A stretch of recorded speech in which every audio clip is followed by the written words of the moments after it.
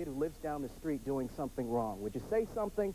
Most of us would probably just walk away and think it's better that their parents handle that situation. But in some communities, it isn't across the country, because they're realizing that everyone is a player when it comes to building healthy communities and healthy youth.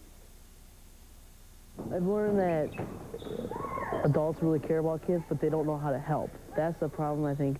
That's the problem Children First is solving, taking action because they believe in the saying, it takes a village to raise a child. My next-door neighbor, a high school kid, was in a play, and we went to see him in the play, which we would have done, but I would have let it drop there normally. And then I thought, Children's First, I'm going to write him a note. So I wrote him a little note and said, really enjoyed you in the play, and put it in the mail to him. So it's just that kind of thing, just little things. It's a philosophy more than a program, and its simplicity has caught on in St. Louis Park, Minnesota. They really look up to us. A chain reaction, adults supporting teenagers who then help little kids. We come once a week, we go to their site once a week, and they just love it when we come. Like most of the buddies, they try to do everything we do, so it's really important for us to be really good role models and do what's right. But there is a balance that has to be struck between individuality and concern for your community. Jeff Roy and his wife aren't even parents, but it doesn't matter because they're serious about shaping the future. Because we don't care about our community, we'll eventually stop caring about our society. Now that may paint a very dire picture, but I think it isn't that far from reality. This week I've got a paper that shows you where the grain is on this wood. Tom Devaney owns a wood shop, so his contribution is an after-school carving class. A lot of great artists were left-handed. I'm not one of them. You're just starting. You could be. All the elementary students are invited to the Magic Attic, a weekly program sponsored by a neighborhood church. This time, carving snakes out of wood teaches one of life's lessons. Any task you look at, if you break it down far enough, all of a sudden you've got really manageable and small systems to work with that allow you to take a job that looks horrendous and impossible and make it nice and simple and easy. Use your thumb. And this is the lesson Healthy Communities, Healthy Youth teaches people nationwide. Communities coming together to help their kids, and they're doing it in St. Louis Park, Minnesota, which was the pilot project for Healthy Communities, Healthy Youth in 1994.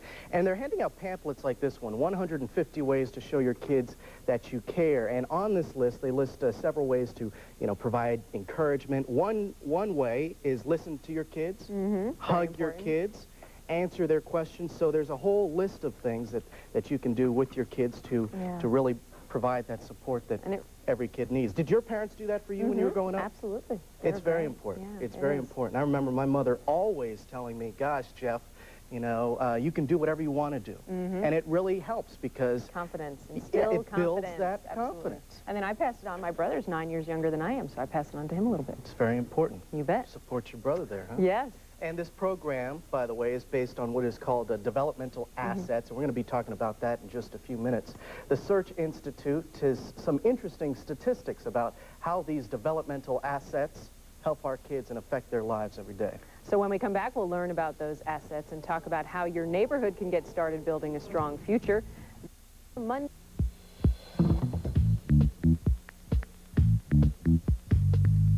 Welcome back to Everyday Living. Laura Lee Garrity is the Director of Healthy Communities, Healthy Youth, and she's here to help us understand the program, or as we saw in the video, Randy, explain the philosophy behind the program. That's right. The program, once again, it's a nationwide initiative to help people collectively raise their children. And Laura Lee, first of all, why is it so important to work collectively as a community, do you think?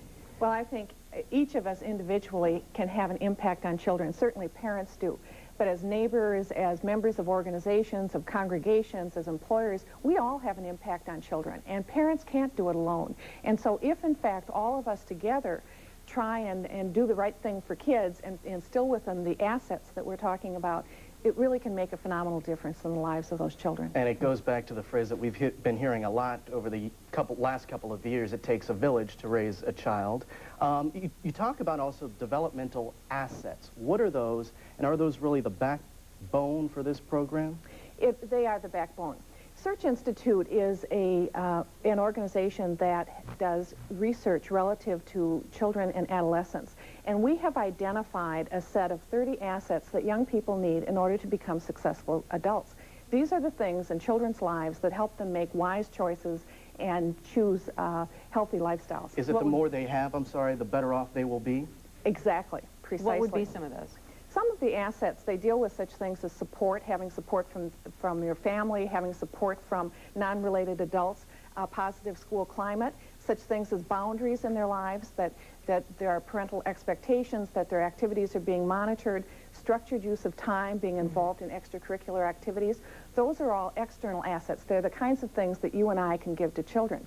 There's also a whole set of internal assets that young people need, such things as educational commitment, positive values, and social competencies, everything from self-esteem to being able to make friends. Now, in your research, I understand that you found that there's a direct correlation between the lack of these developmental assets and getting into alcohol abuse. Is that true? Yes.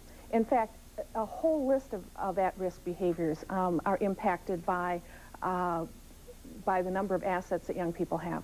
And what about when it comes to violence or other negative behavior? Well, violence and antisocial behavior, the more assets young people have, again, the less likely they are to take at-risk behavior. Now, as we saw in that piece before the break, this is working in St. Louis Park, Minnesota, which is one of the pilot programs for this. How do communities get started doing something like this? Well, it takes one committed individual in a community who sees the picture, and frankly, this is such an exciting concept because it is broken down into what individuals can do, what organizations can do, and what communities can do collectively. It's a very empowering kind of paradigm or philosophy in terms of how we deal with kids.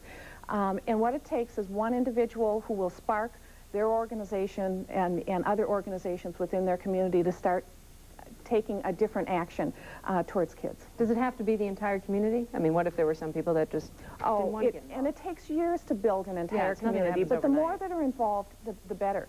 Although I would also say, even if an entire community isn't involved, you and I can make a difference today in terms of our own families, in terms of our own neighborhoods, the organizations that we belong to, and we as employers can make a difference in those children's lives. You know, some people might say that with these developmental assets, with that list of 150 ways to show your kids that you care, you're telling people how to raise their kids. Do you ever see that criticism? Do you ever hear that criticism? Occasionally, but one of the things that we do here is that kids today don't have a clear direction. They may get one set of directions from parents, but that isn't carried out in their youth organizations. That may not be carried out.